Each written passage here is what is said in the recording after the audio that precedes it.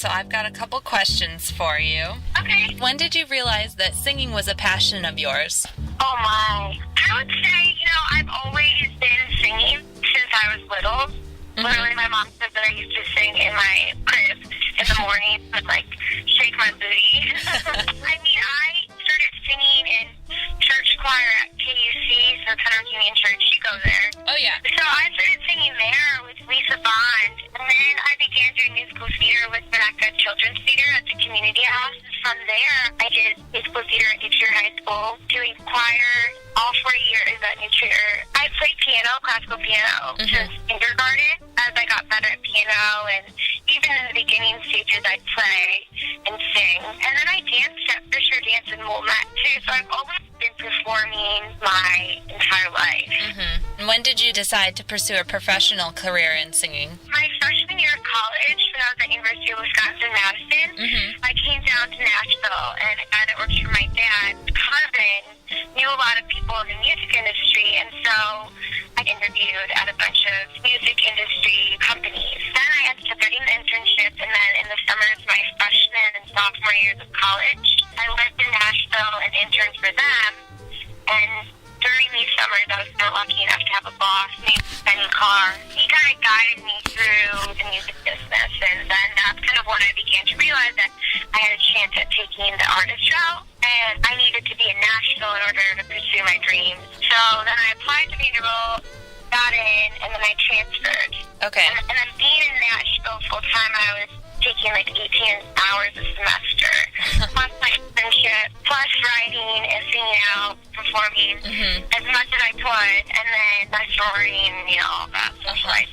Yeah. But while I was interning, I established friendships with some of the writers. They try to, distract me from doing my work, and it turned out that one of them became my producer. His name's Matt Nolan. Okay. Prior to deciding that he would produce me, we had written a few songs together, and they were good. And he had heard word that I was looking for a producer, and he was like, well, I'll do it.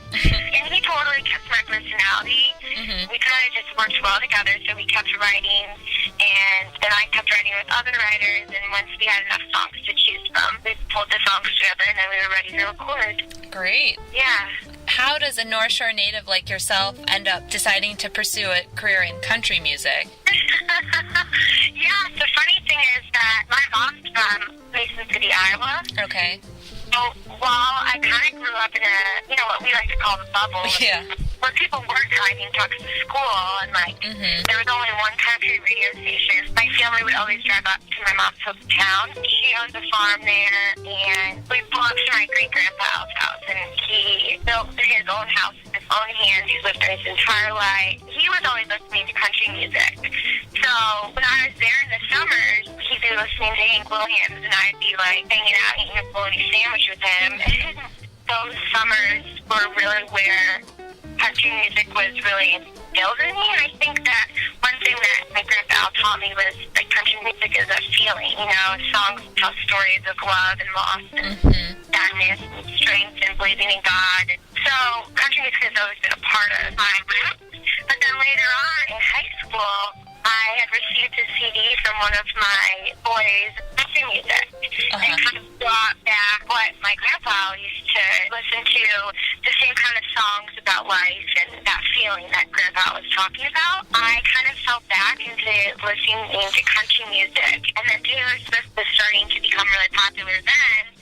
That's when I started to do the country thing, and then it just so happened that I had the connection to the music business in Nashville. Yeah. It kind of just was all meant to be, and I always say people come and go into your life for a reason, and there was a reason that I was supposed to receive that country CD my sophomore year of high school, and then here I am my freshman year of college in Nashville, Music City. Do you write your own lyrics? Yeah. You do? Okay, so could you describe a little bit of the songwriting process that you go through? Of course. Each songwriting session is called co-write in Nashville. It's very different. It kind of just depends on who you're writing with, how well you know them. You might sit in a room with a complete stranger that you've just met, that someone set you guys up, or you met them out in an event. Usually how it works for me, I come in with a quirky idea or a funny story, or going to Vanderbilt and just living a regular college life.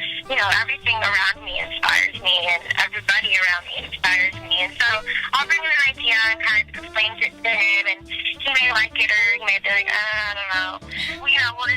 through ideas, and then we'll pick one that feels right. Mm-hmm. He usually strums on the guitar, the piano, and then get a good groove going and start writing the song and write around this idea that we create. It's like the most amazing experience finishing a song. Once you're done, I always listen to it on my phone and go on a run and see if I liked it or not. Has the North Shore, or will the North Shore, make any cameos in any of your upcoming songs?